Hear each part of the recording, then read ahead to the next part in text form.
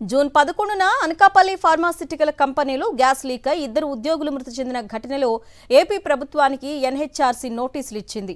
Gas leak ఘటనను సుమోటోగా స్వీకరించిన జాతీయ మానవ హక్కుల సంఘం 2 వారాల్లో నివేదిక పంపాలని ఏపీ ప్రభుత్వ ప్రధాన కార్యదర్శి ఎస్పీకి నోటీసులు జారీ చేసింది. మృతుల కుటుంబాలకు నష్టపరిహారం చెల్లించాలని, గాయపడిన వారి ఆరోగ్య పరిస్థితిపై నివేదిక ఇవ్వాలని ఆదేశించింది. ఇదే మానవ హక్కుల ఉల్లంఘన అని అభిప్రాయపడింది జాతీయ మానవ హక్కుల సంఘం. జూన్ 11న అనకాపల్లి ఫార్మాసిటికల్ కంపెనీలో గ్యాస్ లీక్ అయి ఇద్దరు ఉద్యోగులు మృతి చెందిన ఘటనలో ఏపీ ప్రభుత్వానికి ఎన్హెచ్ఆర్సీ నోటీసులు ఇచ్చింది. గ్యాస్ లీక్ ఘటనను సుమోటోగా స్వీకరించిన జాతీయ మానవ హక్కుల సంఘం 2 వారాల్లో నివేదిక పంపాలని ఏపీ ప్రభుత్వ ప్రధాన కార్యదర్శి ఎస్పీకి నోటీసులు జారీ చేసింది. మృతుల కుటుంబాలకు నష్టపరిహారం చెల్లించాలని, గాయపడిన వారి ఆరోగ్య పరిస్థితిపై నివేదిక ఇవ్వాలని ఆదేశించింది. ఇదే మానవ హక్కుల ఉల్లంఘన అని అభిప్రాయపడింది జాతీయ మానవ హక్కుల సంఘం.